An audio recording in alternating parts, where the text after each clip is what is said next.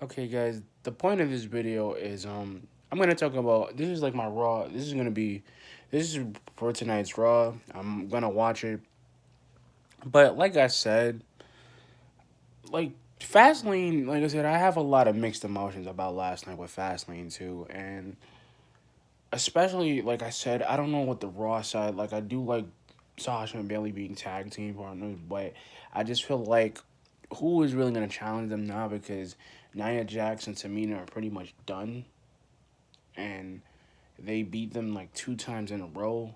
And I kind of feel like, what are they gonna do? I mean, are they gonna like? It would be nice to see Beth Phoenix being thrown into the flip side again, but to a T, it doesn't really work. And I kind of feel that in this point, I kind of feel that there's not a lot of competition anymore, and I feel like because the women's division is so like lacking in Raw and not lacking in SmackDown, it's kind of not a pain in the neck anymore. It's not. It's like whatever. It's really kind of abysmal because it's kind of dismal too. It's kind of abysmal the women's division in Raw because it's like they have Sasha Banks, Bailey, Charlotte, Becky, Ronda, Nia and Tamina, couple other people, Ruby Riot, the Riot Squad, them meeting, them, and a lot of other people. And I feel like I don't know what the draft is really gonna do for Raw because I mean, like, there's a lot of NXT call ups they can make right now that for WrestleMania would be good. And I kind of feel like I said last night, that Asuka's gonna be the undisputed women's champion because they're gonna make that a reality some way and somehow. Because Asuka needs a bigger challenge. She's beaten everyone. Like she's beaten Charlotte. She's beaten Carmella. She's beaten Sonya Deville. She's beaten Mandy Rose. She's beaten all these other women, and I kind of feel like that's why SmackDown does better than Raw in some aspects. And I kind of feel like even with the Shield being them doing the farewell address, and Seth Rollins is gonna be Universal Champion. Roman's probably gonna retire because of the leukemia, and I think Dean's pretty much done because Dean didn't want to sign a contract, which really didn't make any sense to do that. I don't know why didn't you just take the contract, just transfer over to SmackDown, stayed on SmackDown, made yourself a champion. That's what I would have did, and that's the thing. And I kind of feel like okay, I kind of feel like this is my point, that I felt like the Shield was kind of dying in a way because once Seth Rollins kind of made his own future and got better, and actually he does a hell of a job being a competitor, and I kind of feel like the Shield has no meaning anymore in the WWE. Like the faction is gone, and this is what we kind of have to. You got to sit down and realize with NXT, Undisputed Era, to a point, they are going to stick with it. You know what I mean? They're kind of different from the Shield because Adam Cole has the charisma, and the thing is, they're gonna get the titles back probably at another Takeover event. Because the thing is, the Dusty Rhodes thing is gonna kind of keep them satisfied. But they're gonna want to face like William Regal's gonna make them face each other this week, and I kind of feel like okay, and this is what I mean because there really is there's no middle ground in Raw because like now we have to prepare for the Brock Lesnar and the Brock Lesnar Seth Rollins thing, and I really kind of thought they were gonna put Roman Reigns in the picture again, where it was gonna be stuffed down our throats. Now that we want Seth to be champion, Seth could be Universal Champion now, and I kind of feel like, and this is the thing, I kind of feel to a point, to take a point here. Yeah, to take a point. They don't know what to do. They don't know what to grab, and this is what I mean, because grabbing something, grabbing a title, and actually keeping the title is hard now, because there's no rematch clauses. Like once you sign the contract, there's no even if you won the title and you retain it, you're not gonna get a rematch clause. And the only reason that Kevin got one, and this is what I mean, because I think that's the dumbest rule that the WWE has made, where there's no fucking rematch clause. What kind of shit is that? But I mean, I digress. And I kind of feel like, where are we gonna really put him? I mean, once if Sami Zayn ever comes back, and I feel like he is gonna come back, and I feel like Fandango's gonna come back too. He'll go to SmackDown because they'll put him on SmackDown, and he'll be with Tyler Breeze, and that's what I kind of feel like. They don't know where to go, and that was the point. That was the point for them to do it, and that was the point then. Because there's so many top guys, and this is what I say, and I'm saying this with a calm voice, and I feel like, where are we going? And this is what I want that title to do. Once Seth gets off of Brock, Strowman better go after it. Braun better go get that title. Braun better go after it. Drew better go after it, and Dolph better go after it. Even Bobby should go, even Finn. And Finn deserves that title more than anybody else on that roster, because that dude gets freaking shelved. Are you kidding me? He gets shelved? Yeah. And this is what I mean. We don't get anything. And this is what I'm explaining to the world. Why are we seeing guys that are so talented, right? And this is where I kind of feel like Raw's kind of going in that realm of obscurity thing, because it's gonna be like, well, where do we really put it? And the thing is, even if they, and that's what I'm saying, even if they would have brought Chris Masters back, and I think about it a little bit, and I think about it from the Ruthless Aggression era with the draft lottery, I kind of felt like Raw was still, even with Eric Bischoff running the show in 2004, I still felt that they were trying. At least they knew how to bring people they needed. Tajiri would have been somewhere. Rob Van Dam would have been on SmackDown. But the thing was, Rob Van Dam could have been on Raw and SmackDown and would have been champion. But I think him trying to be a part of ECW was just something that was a different ball game. And that was the dream. And I'm taking something that Shane McMahon said in the ECW Chronicle documentary. There was a plan. There was a plan. There was a way to do things. And because there's not a lot of planning now, and this is what I mean, because there's championships, because there's titles, because there's main roster talent, and because of the fact that they can get these guys and they can drain them, and they can get them, they can build them, they can go, they can do all this stuff and spend money and give them a plan. And this is what I mean. NXT is kind of like the middle ground, because it's another brand of talent being developed right now, besides going to the Impact or going to ROH and going to New Japan, which is cool to a point.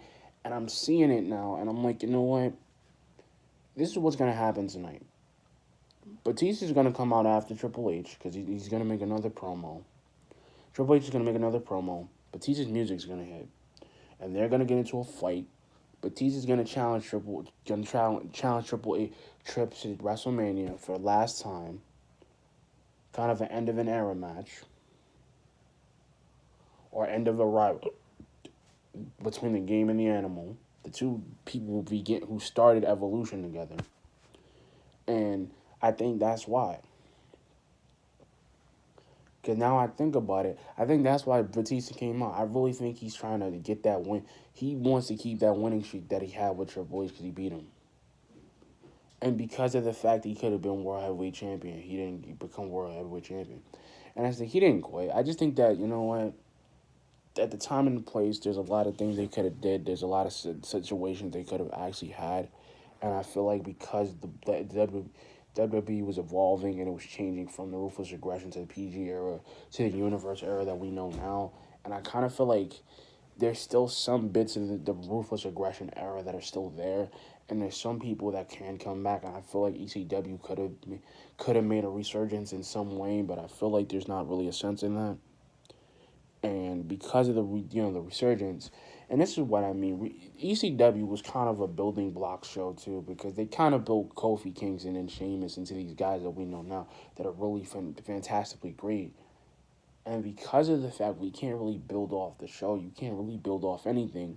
It's kind of a guess who thing, and it's like now, because NXT is the building block show for right in this period of time right now, because we have amazing talent, and seeing guys on Impact Wrestling, Ace Austin, like I really want him to be in NXT. To be honest, I think Impact, they they're like mid talent, like mid wrestling talent. They're kind of like FCW and CZW and all these other factions of wrestling companies that could have happened. And I kind of feel like here's my thing, right?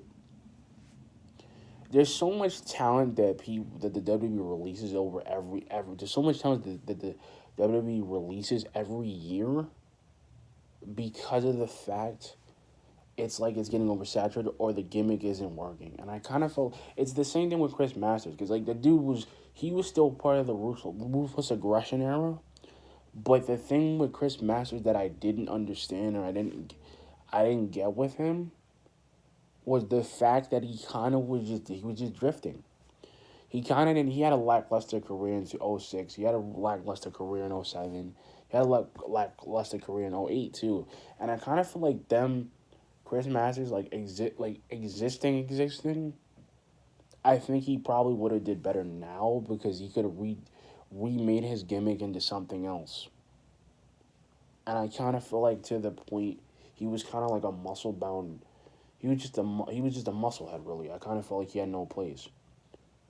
It's kind of the same thing with now with the Ruthless Aggression. Like everybody who were part of the Ruthless Aggression era, Beth Phoenix came back, which is good for her to a certain degree to make the women's division develop more and give more insight, which is great. And Sanjay Dutt, which I already know who he is, and Chris Park, which is from all these dudes from Impact, should be in the ring. And I feel like them mentoring the WWE, and that's what you have to do with evolve. It's like evolving. It's like evolution in WWE never changes. And I feel like tonight with Raw, it's not gonna change because every time they bring a talent or they get a call up from NXT and it's a main roster call up, it's horrible because either they put him in a tag team, which really doesn't work with me. And I kind of feel like you just took the NXT. They took Ricochet, Aleister Black, Tommaso Ciampa, and Johnny Gargano. And I kind of feel like Johnny Gargano and Tommaso Ciampa can be on SmackDown because that would actually make their tag division better. And Aleister Black should have been on SmackDown a long time ago. Because even when he made his debut in the main event, it's kind of sad that a lot of things in Raw are they're not really trying. And like I said, there's so many things that they can press the go button on, and I feel like they're just delaying the inevitable. Because what's gonna end up happening is that it's gonna get stale, and the Universal title is become stale because of Brock Lesnar because he doesn't defend the title. He only defends the title on pay-per-views, and I feel like with Fastlane being lackluster as it was yesterday, as it was this year, because Fastlane was never lackluster, and I liked Fastlane. I like that pay-per-view and Money in the Bank, and I feel like now there's gotta be a point. It's gonna all come to a head now because WrestleMania, and I feel like now because we're getting Money in the Bank, because when Money in the Bank actually happens this year, and the title do change hands by Money in the Bank, or somebody cashes it in, or waits to the next WrestleMania to cash it, which is great. Because I feel like here's the thing now, and I feel like because there's so much. There's so much potential in Raw, and there's so much potential in WWE in general that they can just, and if Vince would just let it, just not try to step in. And that's what creative does. And I kind of feel like creative really kind of messes up the show. They mess up the two brands. Because it's either they put somebody in a heel position where they don't need to be a heel, or they put them in a face position where they don't need to be a face. Like, i.e. Kevin Owens. Because Kevin Owens is not a bad, he's not a bad guy. He's not. And I think him being injured and changing his perspective, him trying to be more of a wrestler and trying to him to be more of a face and not be the anti-hero that we know that he is. And I kind of feel like now, here's the thing, because of the fact that they kind of don't have an idea what to do with them, they kind of don't have an idea for Rusev and Shinsuke, they kind of don't have an idea for a lot of things. And I kind of feel like now there's got to be breathing room. So when the draft does come up again this year, it's going to be a lot more NXT drafts than SmackDown and Raw drafts. Because the thing is, it's going to be more NXT people coming to SmackDown. Because either two things are going to end up happening. Somebody from Impact is going to join WWE. They're going to get that contract again. Because how Trevor Lee was supposed to be signed, and knowing that he's supposedly signed with WWE, we don't know where he's at, though. We don't know. We don't know when he's going to debut. And that's the thing. And I know about Trevor Lee. Everybody knows about the guy. But the biggest focus of this year, this summer really, is going to be New Japan. Because now that AEW's kind of taken over the independent brand, and they're kind of being the modern WCW, because they have a millionaire backing it, and because of all the great name talents they're going to get Billy Gunn, which is kind of really a hard sell to get him. Because I'm surprised, though. I'm surprised they got him, because it's kind of, guys, like I said, I like Raw. I take it, this review is like in a lot of different perspectives. And I kind of feel like, and here's the thing that I kind of feel, right? They, like, tonight's just going to be it's going to be a really crazy show. In my word, it's going to be a clusterfuck, because I just, I don't know where they're going with it. And I kind of feel that they, I don't know, because and this is what I was expecting from it. I really wanted a semi-universal title match for Brock and Seth. And I feel really, really dumb. Even with yesterday with the Becky versus Charlotte thing, because the whole harmless agreement thing, because she won automatically by disqualification. And I kind of feel like it was kind of stupid, because I kind of feel like I kind of made this Fastlane made me feel like I was an idiot. It made me feel dumb, because it made me feel like, you know what, even with the world title triple threat match, it just doesn't stick me. It doesn't stick me. It doesn't stick me, because the thing is, they try so hard to build, and that's the problem I have most of all with it, is because they try to build and stick people, and it's this abysmal thing that they're trying to do. Either they're trying to make all the mid carders be freaking jobber bait to the new generation, and I feel like that's what's ended up happening. Because look at the Street Profits, man, and they're on NXT, and they're not that bad of a tag team, but their chemistry is not like anybody else's in the world. They're not like Mustache Mountain, where they can freaking rip. They're not like Mustache Mountain. Like, they're not. Those dudes are not Mustache Mountain. They could have won a semifinals and won the tag team titles, but why would they win? Same thing with the Forgotten Sons. They're just being jobber bait, because they have a bunch of, their chemistry is great, but they're just trying to be something they're not. And the Street Profits are being something that should have been happening. It was like Bianca Belair being NXT Women's Champion. It's just not in the cards. They're making these dudes like Baron Corbin, he went from being a champion to a mid-carder, being U.S. champion, trying to be Mr. Money in the Bank, and this dude didn't even get the cash in once. Like, he had a failed cash in. At least with Braun, he was going to cash in at WrestleMania, and Brock kind of just said, no, you're not cashing it in. That's what I mean. Because I feel like, where are they putting Bobby? Bobby's kind of useless. Leo's kind of dumb useless because that dude he has an abysmal, that dude has no push. And I'm saying it in a nice and calm voice. Like, Leo has no push. He's abysmal, man. He's abysmal. And I feel like, and I'm like, and I have this WTF moment. Like, really, what's going on? And then it went from, like, and this is what I mean. At least Road Gable or the glorious Alpha. The glorious Alpha sounds actually way better. That actually sounds way better. And that's what I mean. I kind of feel like, okay, I really kind of feel that at least they have something for them. And this is kind of the sad part about it. Like, they don't have anything for them. And this is what I mean, because if they had something for them, it would be great. If they had a title for them, it would be fine. But they don't, and this is what I mean. There's no push for it. There's like so much talent in them that roster. Bobby Lashley, Leo Rush, Drew McIntyre, Dolph Ziggler, Drew McIntyre, Baron Corbin, Dolph Ziggler. Like, really, what's going on, man?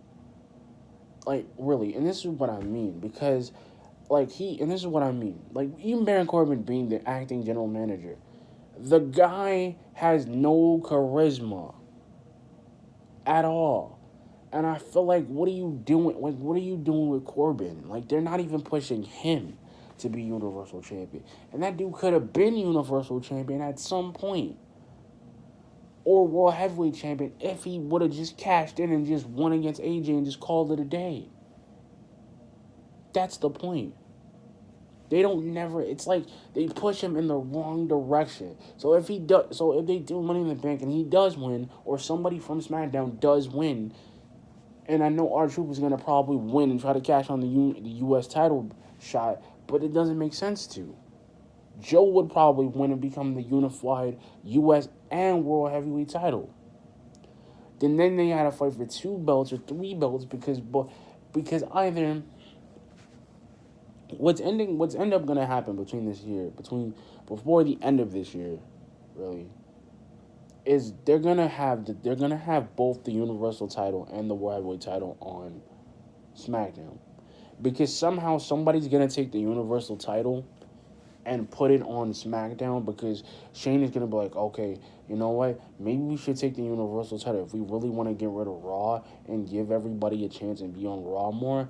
It would probably be better to take the greatest prize as Raw, which is the Universal title. Take the Universal title out, done. Take the Intercontinental title, done. Make the you make a Money to Bank for tag team, like the tag team titles, done.